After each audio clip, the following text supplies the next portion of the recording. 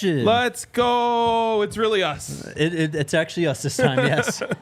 Sorry for that fake out. Didn't mean to do that to y'all. We are back in the Toyota Lounge. What is up, everyone? We are not Toyota sorry chat. for anything. No, we aren't. But yeah, well, I just want to make sure. You said sorry for the fake out. PHNX is the one who needs to apologize. Right. It wasn't on us. I still... the chat was affected by that, obviously. That's actually hilarious. Albert said, I thought RK was trolling us, which...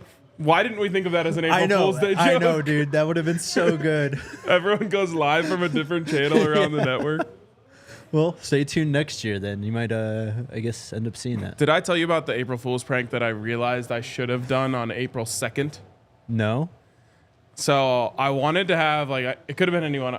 I would have, like, you record, like, a very slanted political ad. Okay. And then I was going to drop it in the company, like the whole company Slack channel. And I was going to be like, hey guys, we just found this new software that it uses our voices to make AI created ads. We use Jake from the DNVR Buffs for this one. But just hit this with a thumbs up if you're cool with us using your voice or something like this. And it would just be like a ridiculous, like wild political ad. Let's go. Your campaign to be college football president, maybe. Oh, yes. I was thinking more like divisive. To be president? Yeah. To be on the ballot this November? Yeah, exactly. Maybe. We'll workshop it.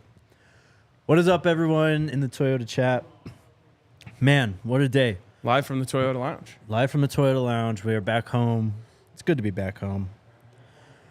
Myles Slusher has entered the portal. Bear Alexander is going to re-enter the portal, too. We'll get to that. Okay. Coach Flea on the podium, bringing us some more info on the running backs room, and then Micah Welch, the star of spring football, on the podium for the first time. But we start today with one Dylan Edwards, the man himself, back on the podium today.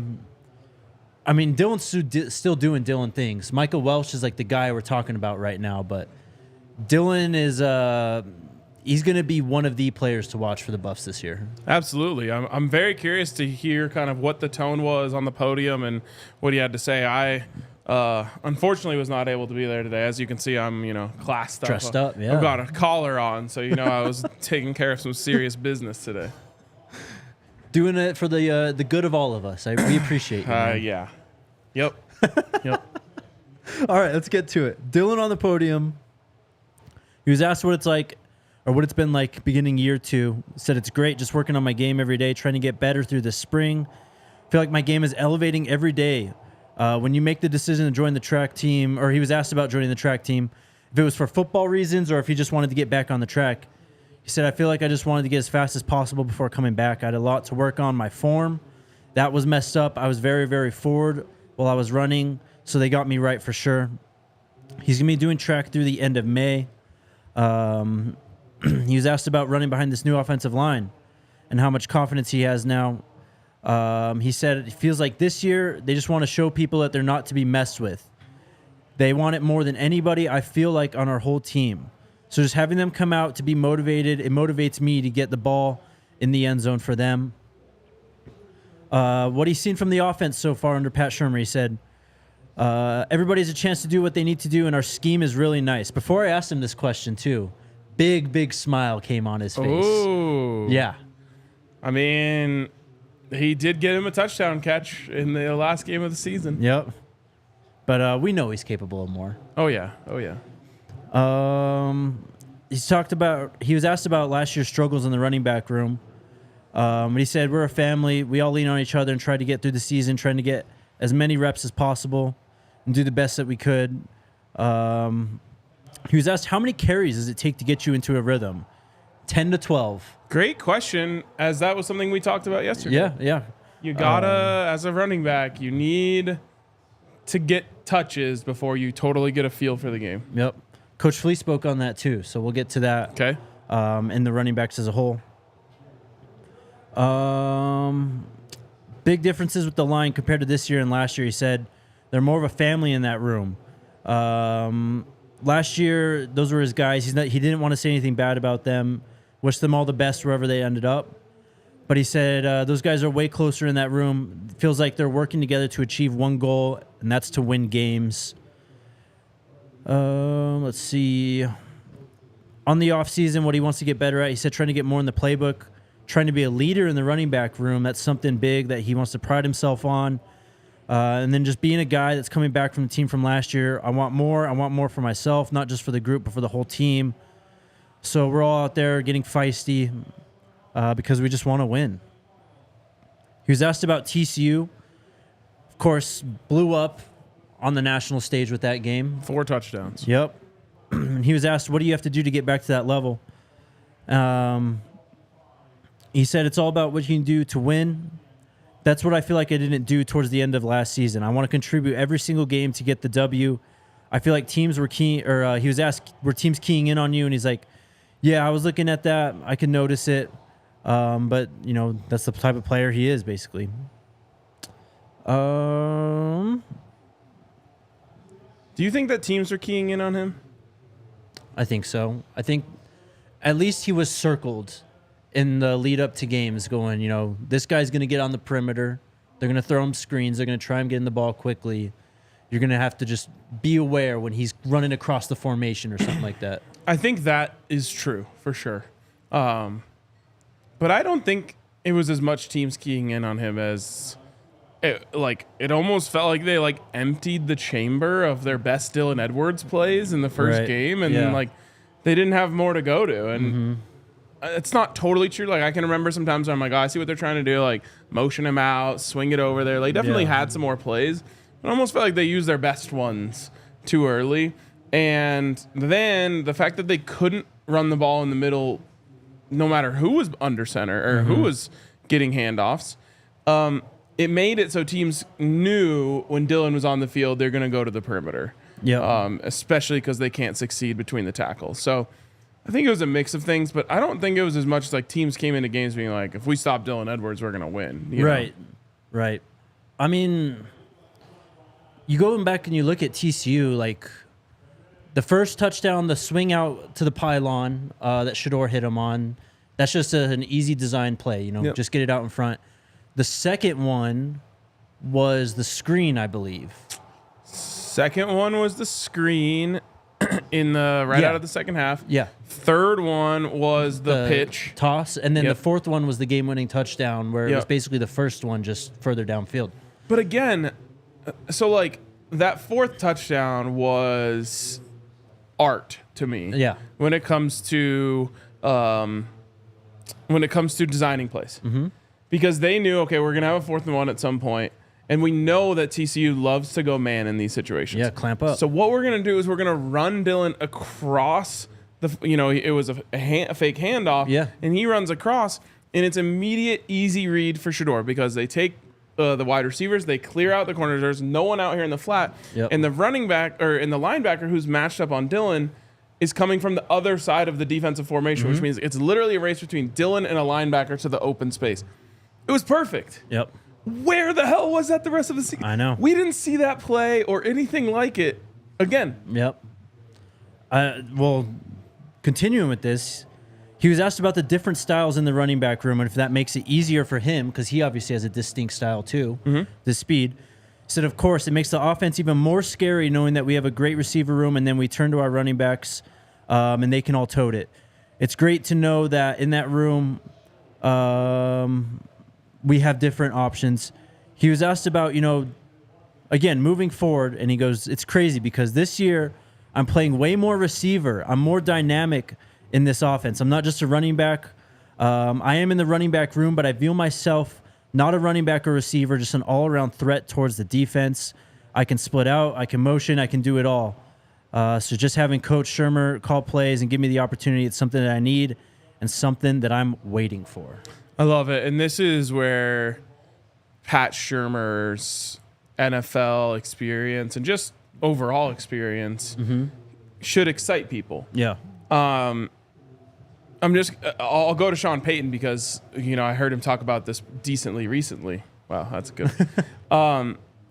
He talked about how, he always has a joker. Right. And what that is a player that he believes is going to get the matchup. So he's going to use him in a million different ways to try and get him the matchup. a lot of the times in New Orleans, that was Alvin Kamara. Before that, it was, oh my God, I'm blanking on the tight end. Oh, Jimmy Graham? Jimmy Graham. There's, obviously Michael Thomas was used heavily on slants, but it was like he's always looking for someone who he can move around just to try and get a mismatch. Yeah. I think that's exactly how Pat Shurmur is going to use Dylan Edwards this year, which is just like, doesn't matter where you are, we're going to try and get you into positions where you're just going to be better than the person, you're either going to be faster, quicker, whatever, than the person that's lined up against you. And Pat Shurmur has so much experience at that. And it's honestly a bigger deal in the NFL because everything's so difficult. So if you can get Alvin Kamara on Josie Jewell, for example, like you won. Yep. And that's basically what calling plays in the NFL is all about. College, it's a little bit different. But I love the idea of Dylan being that matchup nightmare. How do you match up? How do you match him up? You try your best to, eliminate space in the open field and get your best athlete on him, really. But that's really difficult when he starts in the backfield. Yes. And, you've got 4 wide, and then all of a sudden he motions out. And now, like, all the corners are screaming back and forth. You got him, I got him. Safety's coming down, and it just creates a lot of confusion. So I'm super excited for Dylan. So this was my big takeaway from hearing Dylan talk, and we'll get to Coach Flea, but when Coach Flea talked about Dylan too, is it sounds like they are trying to scheme up more for Dylan this year. Make it easier for him. Dylan mentioned splitting out wide, kind of being utilized more as a receiver this year purely. So it's not just going to be, what we saw last year where it's Dylan's in the backfield, we're just going to send him across the formation and hope he has space to work with, He caught like a wheel on a well-off video the other day. That's something you've been calling for a lot. I've been pounding the table for a Dylan Edwards wheel route. Yeah, so that was in well-off. So they're really, I think, putting it all on the table and trying to get Dylan the ball and get him just all over the field in multiple ways, not just at running back. I mean, I don't know why I'm in this like philosophical offensive play calling football mood today, but like imagine you are a linebacker. Your job is Dylan Edwards is coming out of the backfield. Keep an eye on him. So you see him running to the flat. So your angle is you're coming downhill to the flat to try and go stop Dylan Edwards from catching it easy on the flat. And all of a sudden he turns on the jets and turns upfield.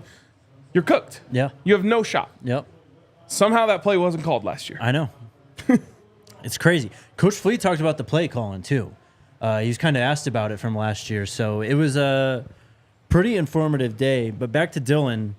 I mean, last year, burst onto the scene. They really struggled to get him really any more production outside of TCU. He did have the trick play touchdown against Utah, but that was about it. What's his ceiling this year? So I tweeted out when I promoted the show, I'm ready to debut a Dylan Edwards take. Let's go. My Dylan Edwards take is that he is going the word I was going to use is starting running back. But because of all the things that we're talking about here in terms of his versatility, I'm going to say that while I do believe he's going to be the starting running back, I don't want to put him in that box. Yeah. He's going to be the running back that gets the most snaps on the field and the most touches as well. If Neely was here, he'd be pushing back saying, hey, hold on, you need a true running back between the tackles type of guy. And I totally understand the need for that. And it feels like they have a couple guys who can fill that on their roster between Alto, Micah Welch. I think we're going to see them go into the portal and add to that position as well. But I do believe that when all is said and done, Dylan Edwards will be viewed as kind of the starting running back, a key cog of this offense, much more than he is a scat back utility player. Yes, definitely. I mean, just hearing how Pat Shurmur talked about him that first week of spring ball, how Coach Flea spoke today, and how Dylan spoke today too. Dylan is like, obviously Shador is like what makes this offense go, right? Yes. But Dylan is, I think, the next player after that. You can mention Travis and how he's going to flip the field, and we do have tons of wide receivers, and we talked about how valuable it's going to be to get a real tight end in this year, but Dylan Edwards is going to be the jack of all trades. He's going to be the stir that stirs the drink, or the straw that stirs the drink, if you will. He's a guy that, I mean, you saw it in TCU. The offense is just way more open than it was last year. Totally. And so I think people, I've talked about this a lot, but I'll say it again. I think people confuse the offense not being able to run between the tackles last year with Dylan is too small to run between the tackles. And there's so much evidence that that's just not true at the college level. At the pro level, it definitely becomes a bigger problem, your size and being able to run in that way. But I mean, like I said last time we talked about it, we saw Philip Lindsay do it. Right. 2,000-yard seasons in the NFL, his first 2 years there. So like it can be done. It's really about creating openings for Dylan, because once you create that opening, he's going to make plays for you. His cuts are vicious. His ability to get out into open space and delete angles is huge. So I'm just saying, I think we're going to see Dylan Edwards be on the field more than any other running back this year. I think you're spot on with that, man. He had 36 receptions last year, and honestly, that's the bare minimum he should have this year. I think he should have 50-plus receptions. How many did he have last year? 36. Yeah, that's way too low. He had 2 games where he had 0. His most productive game against TCU, he only had 5. That's what his high school coach, Coach Clark, talked about. Like, he only needs 8 to 10 touches sometimes, and he scores on half of them. Yep. So we'll see exactly, we'll get a view of it in a few weeks at the spring game of how much he's, like, interwoven in I don't want to say the scheme, because we're not going to see too much of the scheme in that spring game, but you'll get a good glimpse and a good idea of how he's going to be used this year then, for sure. Absolutely. All right. Before we get to Coach Flea and Micah Welch, shout out to our wonderful friends over at Toyota. Big Toyota fans here at DNVR. I know the chat is too. But Toyota's got a vehicle for whatever your heart desires. If you're going to go head up into the mountains, do some off-roading, they got the 4Runner. If you want something more sporty, they got that Supra. Or something, just a daily drive. They got the Corolla, all that good stuff. They have 16 different hybrid vehicles also. And they have trucks like the Tundra iForce Max Hybrid. Toyota's just the best. Super reliable. You just know what you're getting from them. You can visit your Front Range Toyota stores at a location near you. Auto Nation, Toyota Arapahoe and Centennial. Corwin Toyota in Boulder. Groove Toyota in Littleton. Mountain States Toyota in Denver. Stevenson Toyota East in Aurora, and Stevenson Toyota West in Lakewood. How? What? Stevenson? That's what it says. Stevenson. Sorry. Toyota is a proud partner of CU You ever Athletics. met a guy named Steven? Look, man, I just pronounce how it's spelled. I was actually going to let it go, but I heard Alyssa laugh. I couldn't let it go. I just try and pronounce it how it's spelled. My parents taught me to sound out words when you didn't know how to say them. Yeah. So that's what I do. All right. And the official vehicle of DNVR. I love it. Also, shout out to Bet365. Bet365, the homies. Jake Schwanitz, number one Bet365 guy. I love Bet365 too, but you've had so much success with the early wins. Yeah, man. Those early moneyline payouts. College football is fun for betting for multiple reasons, but a lot of people see these big lines, right? And it kind of scares them off sometimes, or maybe you're writing it out actually until that fourth quarter, hoping that a team covers a 24-point spread. But with these, what I like to do at least is parlay a lot of them together. Teams that you're confident are going to win, take the spread. If they get up by 21 or more, it's an automatic money line cash out. Amazing. And they also have the first bet safety net offer. You can place a bet up to $2,000, and if your qualifying bet loses, you can receive a matched refund and bonus bets. A great start for your account. You either just win a big bet to start, or you get a bunch of free bets to build on and kind of build your style. I like having the free bets. I'm throwing them around. I had like 2 different free bets. I use them on Masters bets. I want to be invested in the Masters. Anyways, of course, you must be 21 and physically located in Colorado. Please gamble responsibly. If you or someone you know has a gambling problem and wants help, text or call 1-800-GAMBLER. That is 1-800-GAMBLER. Do you want Coach Flea first here? Sure. All right. So he was asked, how our practice is going so far. This is first thing he said. This is how we started. We got a good room, a great group of guys, and it's good to see young Micah Welch come and do some of the things that he's doing. He started off slow because he was trying to get acclimated to college football as far as information, just the overload that was put on him, but now he's starting to build confidence and making plays. He's the guy that we thought he could be as far as downhill, aggressively seeking the end zone. He's doing a good job as far as learning the offense. So as far as Micah, he's doing a great job dealing with everything thrown at him. Great to hear. Great to hear. And to the commenter freaking out about us saying Dylan would be the starter and it should be Micah. We literally talked yesterday about how we think Micah could be the starter. Yes. And I do think that he has a legitimate chance to be the starting running back because of his running style. Yeah. We saw it when Coach Prime talked about the kind of styles that he likes in running backs. We've seen the way that he likes to recruit running backs. Micah Welch fits it really well. He's that bowling ball style, as Coach Flea said, downhill runner. That's exciting. Yeah. It's honestly one of the things that they loved about Alto.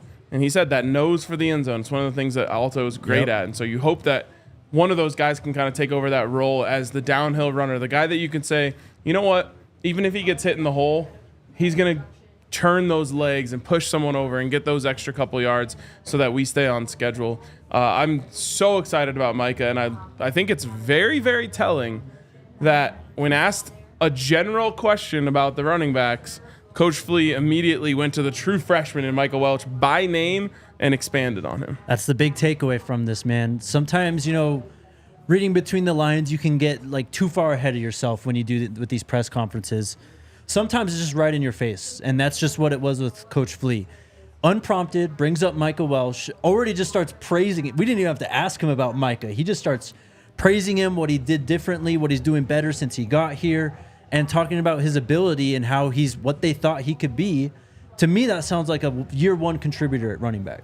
Totally. It kind of reminds me of like if you're like getting coached to do a job interview and they're like, make sure like no matter what the question is, you get to the strengths. Yeah. And so they're like, this is like a very over the top example, but they're like, what's your biggest weakness? And you're like, I just work too hard. Yeah. Like that's my biggest weakness. I just take work too seriously and it just means too much to me. It's like, no matter what, you were going to like make it that. Yes. It's like no matter what the question was, he wanted to talk about Micah Welch. Yeah. And he didn't have to be asked because he was going to get asked directly about it eventually. Of course. But the fact that he was just like, I'm going to get this Micah Welch take or this Micah Welch info off my chest immediately because I can't wait to tell people about him. Yeah, he was waiting for it.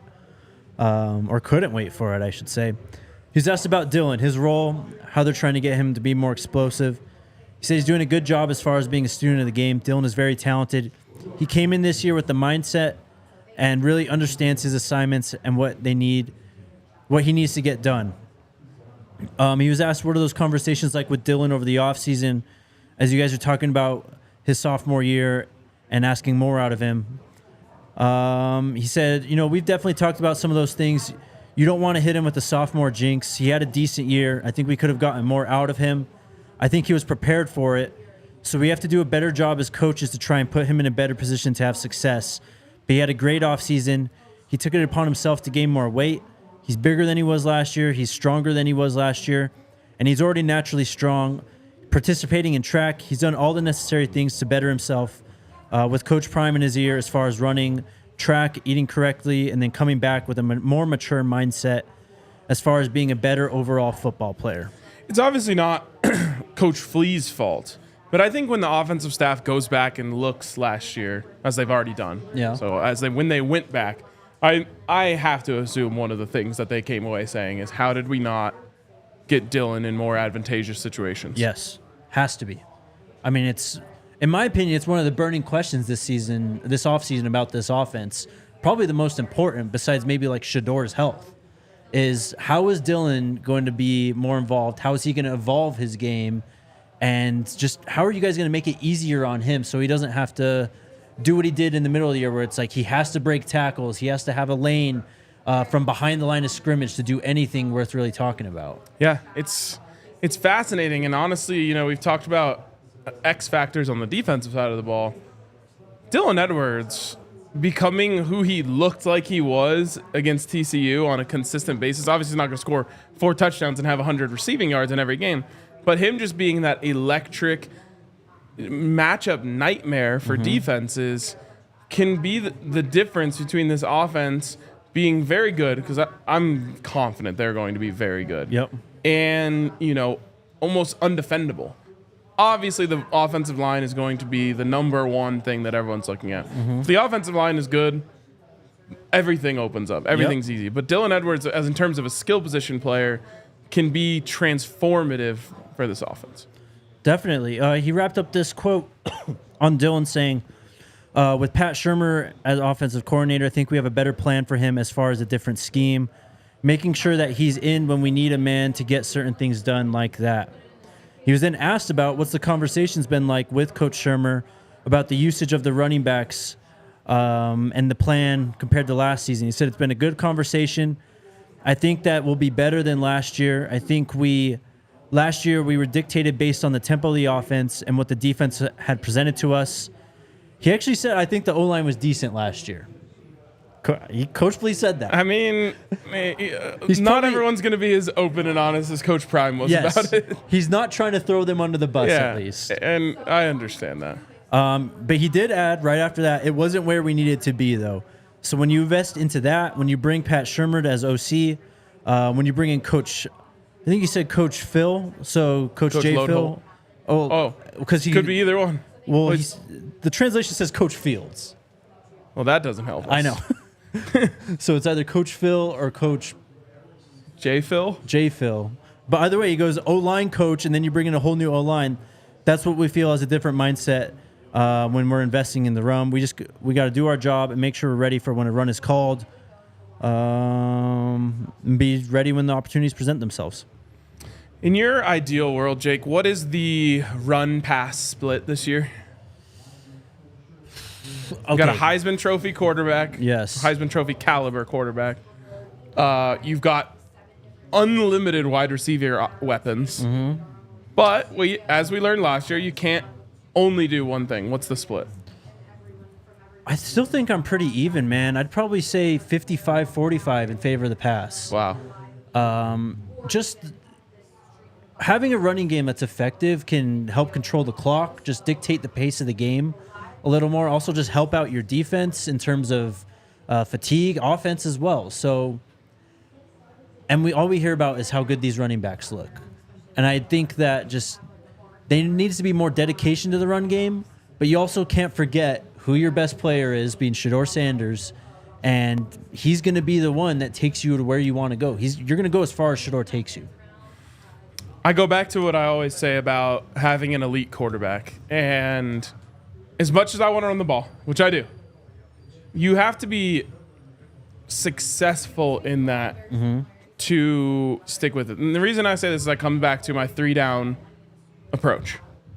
I have such a hard time saying out of 3 downs, there's a chance that you could have Shedeur throw one pass and it gets deflected at the line of scrimmage and now you're punting. Yeah. Because even if you're averaging 4 yards a carry, which you'd like to average a little more, but let's just say you get 4 on first and 4 on second. It's 3rd and 2. Yeah. You're going to have to throw the ball. Well, you don't have to throw the ball in 3rd and 2, but you know what I'm saying. But you're going to have the to start, ability to throw the ball. Yeah, you're going to want to be able to throw the ball. And if you end up having to punt and Shedeur only threw one pass on the series, I think you made a mistake. That doesn't mean it has to be, 66% pass all the time, but I think it's going to be closer to 60-40 unless you're able to get those big chunk runs. And then you can go back to back a lot more often when you're going 13-5-3 than 4-4-4. You know what I mean? And this is where the new offensive line plays in terms of the passing game. Like, we can talk about run-pass splits and how the offensive line is better and how that impacts the run game. But in the passing game, if you're able to churn out more first downs and if you're able to score touchdowns much faster at a much more efficient rate than last year, the opportunities to run the ball are going to be there later in the game. And, I think we've grown enough as a society, a football society, to know that you don't need to establish the run game early to have an effective run game. And when you have a player like Shedeur Sanders his strengths are his processing speed and how he's able to see the field, you can throw in those RPOs and things like that. And he did those pretty well last year, and that really was the base of their run game at the end of the day. Yeah, and the hard thing about that is Shedeur is so confident in his own abilities that if you go run pass option, He's just like, he wants to pass it. For sure. So I'm maybe a little bit more on the idea of, you can obviously include an RPO, and you do trust Shedeur to make the right decision, but it's like, if he sees a window, he's going to want to lean pass. And I honestly think that in some games last year, that's where and why you didn't get as many runs as you wanted, because you're going RPO with those run calls. Yeah. And Shedeur's going to throw it, and he's confident in his ability to do that, and he's completing, damn near 70% of his passes. So you let him do that. But I think if you want to get that run game, I'm saying to 40%. You're saying 45%. You got to call a lot more just pure designed runs. But remember when we talked to Coach Flea in Phoenix? Yes. And we kind of asked him about that. And again, I don't know if it wasn't a direct shot at the time, but he basically said, we need to call more designed runs because a lot of it is RPO driven. And we'll get to it here very shortly, but he talked about rhythm and, how to establish a run game and what it means, in terms of carries to get a guy going. And you need some of those designed runs. You just need guys going downhill. You don't need the offensive line, stopping at 1 yard because they're worried about Shedeur passing. You need them driving to the second level beyond even, so you can have these gaping run lanes so that you can pick up first downs and just keep the chains moving. Yes. I'm with you. That's what I mean. It's like I love RPO, and I love kind of the new wave of football and the options that you can give a quarterback. And I know that you like having Shedeur have those types of options because he reads the field at such a high level. But if you really want to commit to running the ball, like, not only do you have to call the design runs, I think you have to get under center. For sure. I agree. I think Shedeur should, and we saw it a little bit once Pat Shurmur took over last year, but I think under center could open up a whole different aspect of this offense. A more powerful attack. We have a more powerful offensive line. You've got guys like Micah, like Savion, like Alto, who can be power backs, and I think you really got to lean into that. Maybe, I don't want to say I formation. I think we have a fullback to run that. But get Shedeur under center, run some single back stuff, and get those guys with a head of steam before they even get to the line of scrimmage instead of, reading out of the shotgun and Shedeur's making decisions and stuff like that. Totally. It's an identity move. Yes. And for this team to make running part of their identity, they got to just call some hard-nosed run plays and allow that offensive line, which a big part of the guys that you recruited was mean streak, to just go be mean. Yep. Just definitely. go bully someone. Find your matchup. Find the weak link on their defensive line.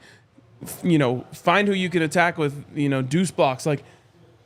Be about it. You have to really be about it. You can't just call the plays. You have to commit to the mentality of running the ball. Yeah. It's an identity. It's not identity is who you are. It's not, we're going to do this every now and then and just, maybe this against this opponent, we'll try and do it more. No, it's something you do every day, every game, every week.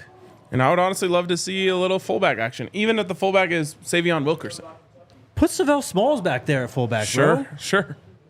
I mean, shoot, we saw Bishop and Shane Cokes back there. Put Chidozie back there. I don't care. Ooh, now you're speaking my language. Let's go. Coach Flea was asked, what does committing to the run game mean to you? He said, it means a lot, not just for me, but for the team. If we're able to run the football, that means the box gets a little heavier. That means we have one safety high. So the passing game is where it needs to be so we can improve on the passing game, and it clears things up for Shedeur.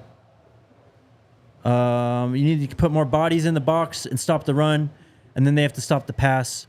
And then now you have a two safety shell to stop. So we want to make sure that we do that for the offense. We want to bring that every week. And then he was asked here, how many carries does it take to get in the rhythm? And he said it varies. We don't have the 25, 30 carry days. Those are over. We want to keep them fresh. So if they get 15, 20 reps max, then the next guy can come in at 10 or 12 reps. That's what we want to be as far as balance to make sure we don't overload one back. And then it's based on the play calling up to Pat Shurmur. So when you have those variables, it's hard to say as far as getting in rhythm. We want to make sure that my job is to make sure they understand their assignment. So once they get in, they know what they have to do, can carry out their assignment. And once they're hitting fatigue as far as stamina, we like to have at least 4. We like to have a back go at least 4 to 2 series. So that's 4 to 8 plays. Okay. All right. Yeah, I mean, it's not it's a popular approach these days. Yeah. I don't look at it that way, especially in college football, that like you could overwork a running back by giving them 23 carries. Yeah.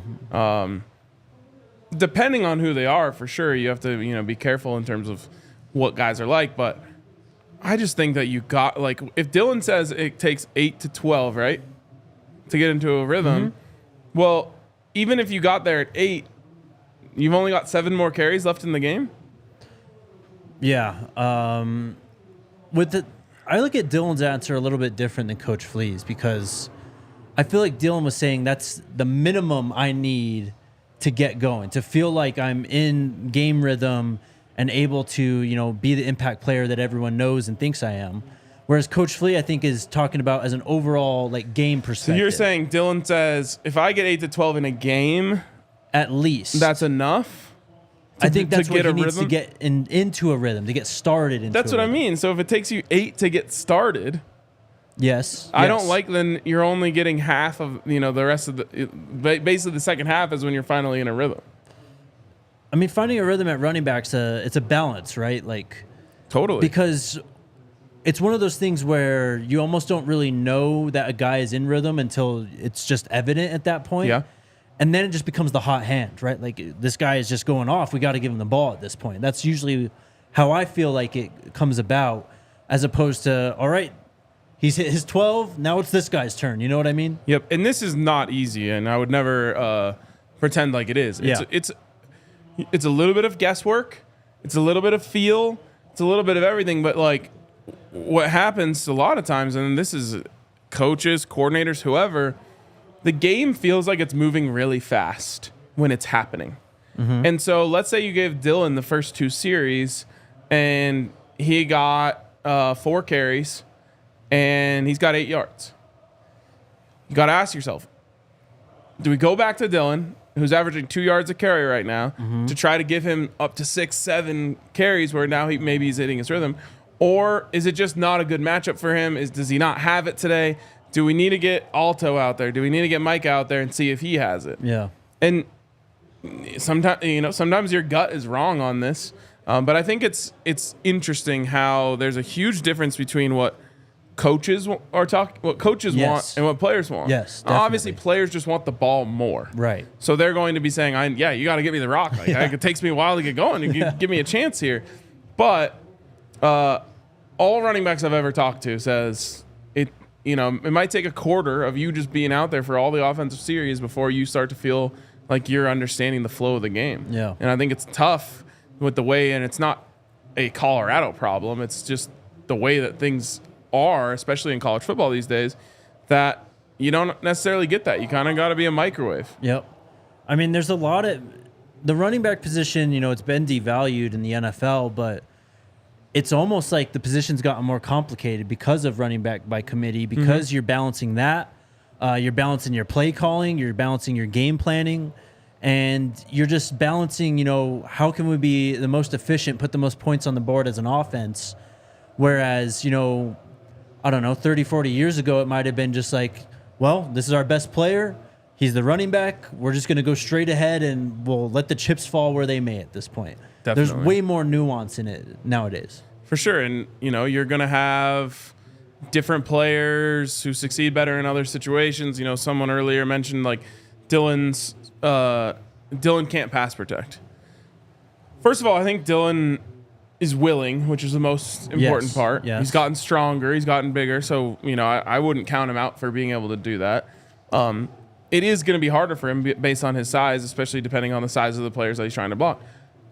What I would contend is you shouldn't have him in there to pass protect, because even if you have him on third down, a passing down, he should be used as a receiving weapon. Definitely. If you want to call a play that requires a running back to stay in and block, well, then just use someone else. Well, this is why I think the tight end is so valuable this year. You look at guys like Shimon Mateer and even guys like, maybe Morgan Pearson or Savell Smalls, it's like if you have Dillon on the field and you're passing the ball, like you said, you don't want him in there blocking. You want him downfield. Yep. Or you want him just easily available for Shedeur to check down to. So if you can bring in an extra tight end to be a 6 offensive lineman, or even 7 if you want to go 12 or 13 personnel, that would help out a lot more. And it also make you more dangerous in the passing game because now you can get Dillon out freely and you could have potentially 6, 7 guys up front protecting for Shedeur instead of just a back coming up. Yep. And I think, back in the day, it was a lot more common, and you still do see this, where quarterback gets to the line, maybe the running back is supposed to go to the flat, but the quarterback immediately sees, okay, we're getting a blitz from the linebacker on your side, so stay in and protect. Yeah. That's the traditional way. A lot more, though, now, what you're seeing is like guys like Patrick Mahomes and Josh Allen, they're actually saying, go out. Yeah. I'm going to take 3 steps back and flip it to you. The other running back the other linebacker has to come all the way across the formation to cover you, and now we're going to get an easy first down. It's different if it's 3rd and 12 or it's 3rd and 4, but a lot like if you're going to use Dillon, that's the approach you should take. For sure. Coach Flea was asked about RPOs. He talked about tempo, and he said you tried to play at that last year. Did that factor into some of the struggles you had because of decisions made by the quarterback? And he was asked, it's based on what defenders do. If you feel like the defender can make a tackle within 4 yards, then he'll pull it, he being Shedeur, and he'll keep it, he'll throw it, or he'll run it. It's based on those decisions. I don't think we have a whole lot of true runs, or I don't think we had a whole lot of true runs when we just said, okay, we're going to run the ball in a particular situation. This year is different. We're going to dial it up. We believe in our guys up front. If the 3rd and short is the situation, we have situations where we're going to run the ball and not have too many RPOs. There you go. So there you go. That's clearly a point of contention for Coach Flea. Yes. And he said it to us in Phoenix. Yep. He said it multiple times in this interview.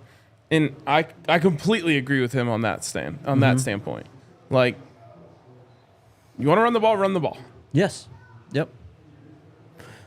Then finally, I asked him about Alton McCaskill. What have you seen from him, and is he close to being that back that you guys saw at Houston? Not going to lie, man, if you watch the video, Coach Flea kind of gave a little hesitation in his face, I feel like. He said he's close. Compared to last year, he's very close. I think he did a good job as far as doing all the necessary things as far as being able to decelerate and then accelerate. That's where he kind of had the issues as far as trusting his knee, going from point A to point B. And we want to make sure we can get him to the point where he's downhill. He's working on that. He's smart. He's very eager. His speed has increased. His strength has increased. But I think he'll be ready for game 1 once we go through the season. Once we go through camp, we're going to get him to where he needs to be to make sure he's able to do all the necessary things. Yeah, I mean, it's very clear that he's not there yet. But I don't think that means, like, Alton's cooked. Right. By any stretch. Yes. This is all a process. It takes time, man. As we saw last year, he was not fully healthy enough. So he takes the red shirt and says, okay, I got to get back to 100%. But he's still in the building confidence phase now. Yes. Like, he can be 100% health, 100% full go. You still have to regain the trust in your knee that when I plant my foot in the ground, it's going to stay together and stable, and I'm going to be able to make that cut. So just give Alton time. He's still working back. It's not rare to be in this phase right now. The perfect example I would use, and hopefully it doesn't take this long, but it wasn't until this year that Cortland Sutton got back to the Cortland Sutton he was before his injury, and I'm pretty sure that injury happened in 2020. It's been a long time. 2020. Yep. So, he was able to get back, but you're at a similar timeline now with Alton where it's like, okay, he's got to get back to just feeling himself before he can be himself. And a lot of that just has to do with confidence in the knee. And hopefully the spring is like a test run for it. Yes. Continue getting stronger during the summer and then come back fall camp. Now you're ready to go. I mean, it's spring football. You don't want to throw Alton out there and see, all right, exactly what do you have? Can you do 25 consecutive carries or something like that. Like, you still want to ease him into the pace of the season and still consider the injury he's coming off of and the confidence and the factor that played last year and trying to get that back. So, I don't know. I think it's fair to want more from Alto at this point, but I do think that there needs to be a little bit of perspective taken into account with him too. It's just everyone comes back from these injuries differently, and you just gotta keep the hope up. For sure. Finally, we had Micah on the podium for his first time, the superstar of camp. Good job for Micah on the podium. He was a freshman. He was quick, maybe a little bit of nerves, but I'm sure we'll see him grow into that role moving forward. 100%. And, I've said this before, but shout out to Coach Prime for making these players available. Yes. He sees the kid go out there and ball out. He says, all right, why don't you go talk? We literally had a spring practice last year where Coach Prime said the best players of the day were the kickers. So he put the kickers out there. Yeah. But the point is, a lot of programs don't even let freshmen talk the whole year. Yep. And I think Coach Prime's approach is the right one. Give these guys the reps early. Maybe they're a little raw when it starts. You got to start somewhere. Mm-hmm. It's just like putting a freshman on the field. They're not going to be a finished product, the first play they get as a true freshman. But I thought Micah did a good job, and he'll just get more and more comfortable, Not to take the conversation away from Micah, but I think that's what makes someone like Jordan Seaton so rare, is that he's already got that confidence, that presence on the podium, and when he speaks to the media, and he's not a normal 18-year-old kid. It's very evident that he is someone who's special on the football field and just a special guy, I think, in the facility and the way he talks to people. But that's 2 freshmen. People dogging on Coach Prime for not recruiting freshmen. 2 of them thrown on the podium. 2 of the biggest standouts of spring ball so far. Yep. Micah was asked, how do you feel like your first spring ball is going? And just getting acclimated into the system and campus. He said it's been great. It's been a great feeling to come in early to get a good start, get the playbook down, and just get ready to ball out this year. He was asked about what it was like watching the team last year. He said it was great watching this team. I just wanted to come in and help them change the program and give them something like me that a running back can do all things out of the backfield. He was asked if Colorado was on your radar before this. He said, no, sir, not until Coach Prime came in. He said Coach Prime came in and wanted to change something and do something special. I wanted to be a part of that.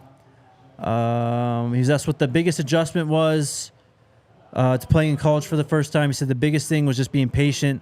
I had to come in and just be patient. I'm used to just getting the ball and just running, but now I have to be patient and let blocks set up. He was asked about seeing Dylan come in last season as a true freshman and having that impact. How much confidence does that give you to have a similar impact right away? He said, it made me feel great that I can come in and do the same thing Dylan did and work together as a team. All the running backs. We have great running backs, and I know I can come in and contribute to the team.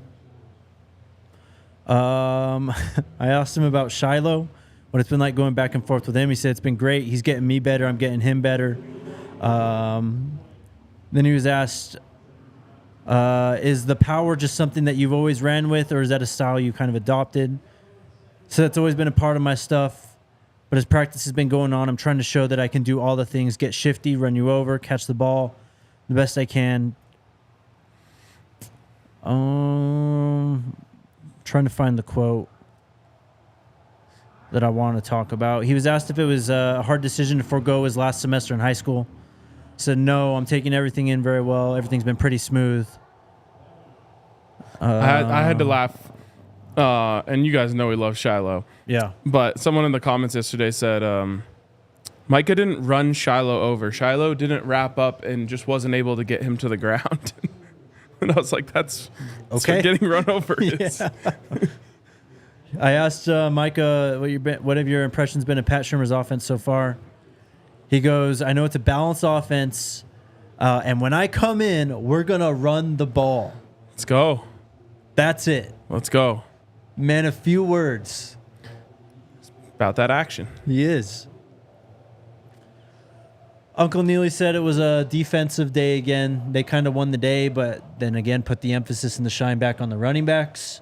Micah Welch really has been probably the standout of camp so far. Oh, yeah. At least, from I don't know. He's certainly been the darling. Everyone the one that everyone's seeing and getting excited about. Alrighty. We're chilling right now. Let's go. Shout out to our wonderful friends over at Coors Light. We have a Leeds watch party going on right now. How are the boys doing today? Not their best. Not their best. I mean, it's tied 0-0, but we really need a win here. And we're getting set piece here, though. Yeah, a little set piece. But the people downstairs, they're chilling. They are chilling, and they're probably drinking a few Coors Lights while they're at it. Coors Light is the beer that's made to chill. Come hang out with us at the DNVR bar. Met a listener today at CU. Hell yeah. Shout out Adam. Came up, said what's up, said he was a fan of the show. He nailed it, man. He was just coming out to check out CU and was able to watch Dylan and talk to Dylan and kind of see all the media going on. Dang. So, if you hit it at the right time, man, you can see some stuff up here at CU. Good timing. Love it. But come chill with us at the DNVR bar. Let's knock back some Coors Lights. When it's time to chill, Coors Light's the beer I reach for. When you want to hit reset, grab the beer that's made to chill. You can get Coors Light delivered straight to your door with Instacart by going to CoorsLight.com/DNVR. Celebrate responsibly. Coors Brewing Company, Golden, Colorado. Also, make sure you check out DNVR events. Got a big one coming up. Yep. Just about a month from now, Jake. The Scramble de Mayo. Ooh. One of the greatest events of the year. Let's go. DNVR Scramble out at City Park Golf Course. Make sure you get your tickets because these things sell out fast. It's a great way to spend the day. You get to go out to City Park Golf Course, get a group together, playing a scramble, super laid-back version of golf, but just one of the many awesome events we do here at DNVR. So make sure you get signed up for the Scramble de Mayo. Playoff season coming up. We're going to have Avs, Nuggets watch parties here. I don't know if we've announced something, but we'll be doing something for the draft. Oh, yeah. That'll be fun. A lot of exciting stuff. Lots going on. And then, of course, our spring stuff. So stay tuned. Oh, yeah. Alrighty, guys. Time to get to business. Myles Slusher has entered the portal. Yes. We talked about this yesterday briefly. Yeah, kind of predicted it yesterday, or I don't know if predicted is the right word. We talked about the possibility. The chatter was real yesterday. Yeah, exactly. Happening. There you go. Now it's official. It's a hard one to assess the Myles Slusher era at Colorado because it got off to a great start.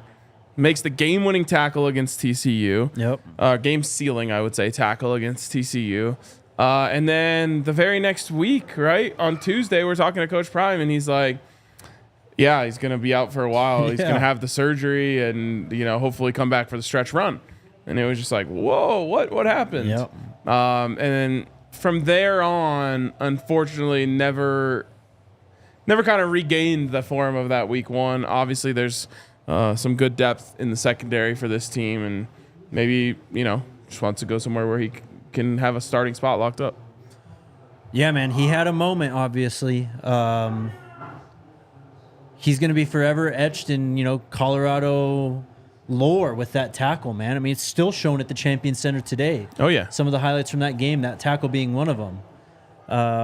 But, yeah, a tough one. He really battled through injuries last year. I think he came back towards the end of the year. He did. So, but it's clear he just wasn't the player that he was when he was healthy in fall camp and for week one against TCU. But I think it also just shows the depth in this secondary. This guy Coach Prime really talked him up late in fall camp last year. He obviously earned the start at Star. He only played in 4 games, so they had to learn how to play without him for sure. But the depth that's come in particular, these young guys, Jaden Milner-Jones, Carter Stoutmire being moved to safety. When you have a top 2 with Cam and Shiloh, and you have those 2 young guys behind it, it can be really hard to break in. And then when you go to the slot, when you bring in someone like a Preston Hodge, who's a more natural nickel, the secondary just got crowded. Yeah. It's probably we're probably gonna see more departures from this room because of how crowded it's getting. Definitely. And it's a fine line, right? Because right now you see a secondary with some decent depth. And it's one of the hardest things about college football in 2024 is how do you maintain depth? Mm-hmm. Because good depth, can start somewhere else. Yep. Whether it's, another Power 5 school or, a low-tier program like Colorado State, like there's opportunities to start for depth players. And it's difficult to maintain strong depth on a team. Kind of have to recruit these guys within and keep them around, especially the younger players, on the idea that your time is coming. So we wish him the best. Also, you missed my daily dig at Colorado I know, I'm State. sorry. Well, because we're talking about the portal and we talked about running backs, Damien Martinez has entered the portal. Ooh. That would be big. Yeah. Was he... Wait, did he already transfer once? No, he's been at Oregon State. He stayed at Oregon State? Well, now he's leaving, but Right. he originally committed to come back, after winter portal. Wow. That dude can play. This guy's a monster. Yeah. He burst on the scene as a true freshman in 2022, just under 1,000 yards, 7 touchdowns, averaged 6.1 yards per carry. Last year, as Oregon State was one of the best teams in the country, slight increase in touches to 194, 1,185 rushing yards, 9 touchdowns, kept that 6.1 yards per carry average. Man, he's one of the best running backs overall in the country. Yeah, that would be... He is a stud. A really, really exciting addition. That's plug and play. Yeah. That's exciting that happened just now.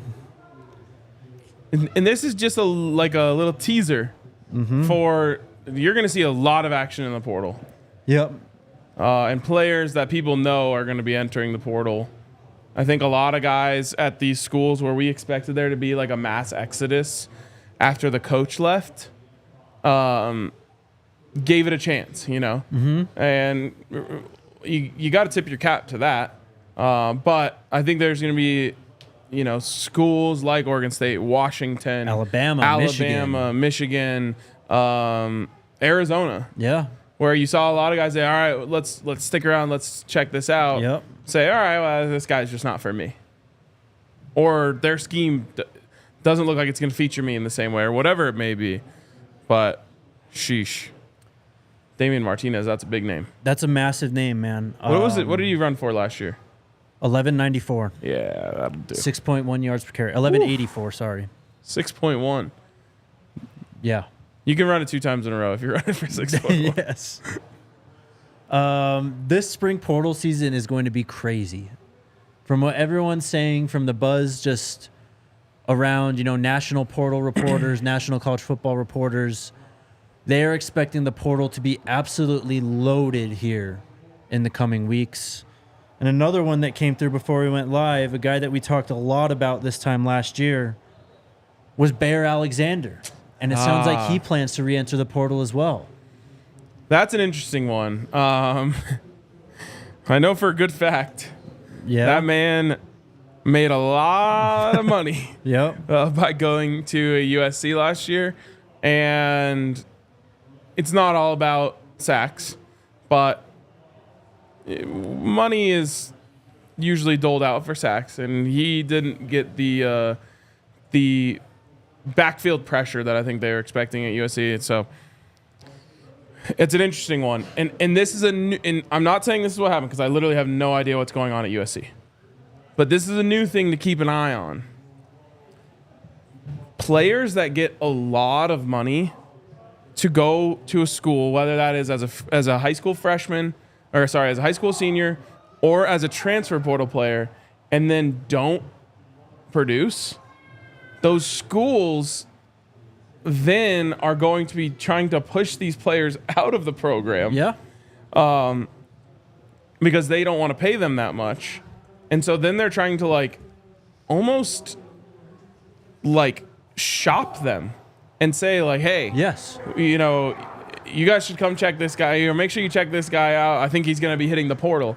And so, again, I have no idea if that's what happened with Bear Alexander, but it is a new thing that we haven't seen before that's going to start happening, is schools encouraging players to hit the portal that they feel are overpaid, which is just like a wild, It's insane thing It's that we're crazy. in this world of college football Yes. now. They're like trying to clear cap space. Literally, that's what it is. You're Yeah. trying to free up money in your collective so you can pay other guys, or even Moneyball it, pay 2 or 3 guys for what you were paying one guy. Yes, it's insane.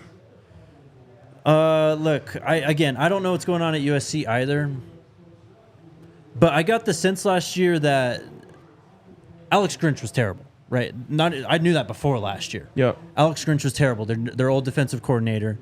It felt like they were really going into the portal, buying a lot of players to just beef up the overall talent and give Grinch one last run. And now that Grinch has been fired, I think a lot of these guys are realizing, okay, well, I got the bag. Now let's actually go somewhere where I'm not trying to save a guy's job, where I can fit myself more into a scheme and be more of a contributor. I mean, Bear had played in 13 games. He had 48 tackles, 6.5 TFLs, 1.5 sacks, 4 passes defense last year. So honestly, solid. I don't think he was the game changer that they thought he was going to be. I mean, he was supposed to be like the next Jalen Carter at Georgia. Yes, but again, going back to Grinch, I think the USC defense had foundational issues that ran much deeper than the players. If I had to guess where a guy named like that is going to transfer, I would say Cal, UCLA, Maine, Central Arkansas. Yeah. Those are all Bear schools. There's a few more. Central Arkansas is the Bears, right? That was I pulled that Red one Wolves? out late. No, that's Arkansas State. Yeah. But stay tuned. People are asking in the comments in the Toyota chat right now about, portal targets or whatever. We're just getting started. We don't even know who we're targeting yet at this point. We'll see who We decides. also don't know who's in the portal yet. Exactly. That's what I mean. So we'll find out who enters the portal moving forward. The portal opens Monday or Tuesday. I looked at this last night. Some sites said April 15th, and then the NCAA's official calendar said April 16th. Okay. So Next week. early next week, the Yeah. portal will open. That's it for today. All right. Let's see what the Toyota chat's up to. Okay. Wait, Alyssa, quickly. It feels like the chat's been on one today. What's going on in there? It has been wild Give us the today. overview of Yes, what's going on in the please. chat. Oh man, just a lot of running back discussions. Yeah, it feels like people are angry about running back talk. Yeah, don't. All right. We got to keep it civil, guys. I feel like a lot of people today are upset about Coach Flea, similar to how they were upset about Coach Hart last week. He didn't even talk about starters. I know, but I think it's just... I think a lot of people are disappointed that Alto's maybe... Oh, it's a handball. Alto's coming along maybe a little bit slower than they would like. I think there's a lot of fans of Savion out there, too, who are a little unsatisfied, but there's a lot at play right now. I understand everyone, whatever. Savion is not gone. It's way too early to be fighting with each other about this stuff. Anyways, all right, let's get to it. Yeah, what do we got? Trevor says, do you think we'll see some 2-back sets this year with Dylan and another power back in the backfield? Possibly. But just remember, the more backs you put on the field, the less wide receivers you can have out there. And we've already had to figure out how hard it is going to be to, even have only 3 wide receivers on the field. Yeah, definitely. I mean, maybe, as we get closer towards the goal line or in short yardage, I think you could see stuff like that. I'd love for them to get super creative. If you throw in, like the thumbnail today, Thunder and Lightning, have Micah in and Dylan, I feel like, because both of them have kind of a tell at this point, right? Micah said, when I'm in the game, we're running. He literally said, we're running the ball today. And Dylan's talked about being more of a receiver. It's becoming clear that they have those archetypes. So if you put them both in the game, I think you become a little more unpredictable too. I like that. Darwin asked, how come the Buff show is the only DNVR show with its own intro music? Well, you see. Let's get into it then, huh? You guys want to know the answer, huh? Let's go. So everyone at DNVR used to have the current intro music that we have. Then everyone at DNVR got a new intro. Yeah. A 30-second one. Speed things up a little bit. And funny enough, that one actually has Coach Prime imagery in it. Right at the end of the countdown, right when you're getting ready for the show, Coach Prime pops up. But our listeners, who we absolutely love and adore, revolted against the new intro music. I mean, truly took a stand. Yep. And so, we're a show that gives the people what they want. Yep. So we brought back the old one, but it is funny. I have been kind of fighting for us to get same music, new intro, new images. I know we open up a can of worms at that point. Yeah, exactly. I kind of do feel like the solution maybe is that simple. I'm very much been planting the seeds and pushing for that, but it's a big lift, to create those videos, and it's, I guess the pushback is that I don't know, whatever. That's the reason the people loved this one, so we stuck with this one. But I am fighting for us to get if it's gonna be the only used on this show, it should just have Buffs imagery to go along with it. Yep. Someone was asking what's up with the Spirit of the Buffs. This thing's on full blast right now, pretty much. So Spirit of the Buffs it's is strong. great. Yeah. Kamada, will you have an on-site podcast at Illegal Pete's similar to Breckenridge? Never say never. Isn't there something on the schedule? We're doing something cool at Illegal Pete's soon. Yeah, Nuggets has a pregame show from Illegal Pete's on there you Friday go. this week. All right, Friday this week, Nuggets pregame show from Illegal Pete's. See you there. But we'll be there eventually. For sure. When we'll see you start practicing one-on-ones, I'm pretty sure they do. You guys, we aren't seeing it. Well, and Coach Prime prefers 1v2s. Oh, in that aspect, yes. Yeah, you don't want to get too aggressive too early in spring. You'll definitely see it, I think, at some point in the game. But even last year, I feel like we still had 1s versus 2s and 2s versus 1s. A lot of 1s versus 2s. Someone DM'd me asking about this the other day, and I just said it's all about a coach's preference. I think a lot of it has to do with trying to get the 2s to understand what they need to do, what they're up against to try and join that first team, and also building confidence. Coach Prime is the ultimate person and believer in confidence. Yes. And the one offense should be carving up the 2 defense, and that should help them kind of understand and get their confidence right. Can you go back to the chat real quick and scroll? But it's actually something I want to ask Coach Prime. And might have the opportunity to do that soon. Just a little bit. Stop right there. Okay. Anyways. What's next? We were told you have to be quick. Hit the thumbs up. We're light on thumbs up today. Over under Buffs get 2,200 rushing yards this year. Oh, man. Last year was 827. Damn. Under. I'll say a little under. Janessa, did you see the new well-off? They got the D-line doing a cross X rush to get through O-line and get sacks, and it looks good, like a crossing route for D-linemen. Stunts. Yeah. Stunts and twists. Those are, in my opinion, the number one way to get to the quarterback in college football. Yep. Because it requires the offensive line to communicate at a really high level. Yep. And only the best offensive lines can communicate that at a high rate. That's when offensive line chemistry comes into play. How long have you played next to the guy next to you? How long have you played the 5 as a unit? Because the more chemistry you have, both on and off the field amongst your offensive line, the easier it is to pick up stuff like that. Yep. Thoughts on Buff Zone article on Sapp?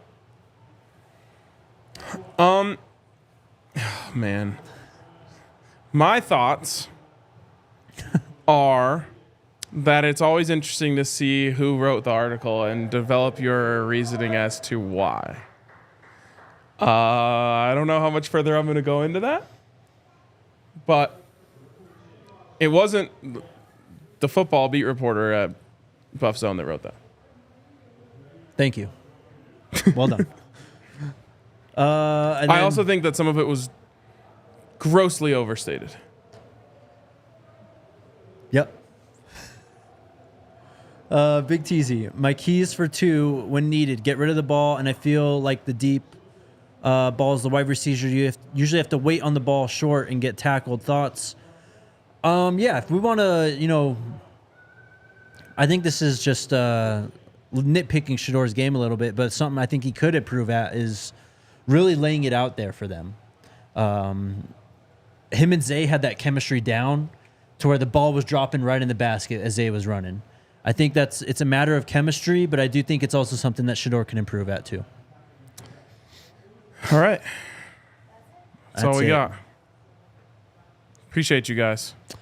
Thanks, guys, again for showing up. Hit that thumbs up button. Subscribe to the podcast wherever you're listening, and give us a 5-star review too. Stitcher, Apple Podcasts, Spotify. We greatly appreciate it. We will be back tomorrow talking about the Buffs. Let's go Buffs. Let's go Buffs. We all silly like the mayor.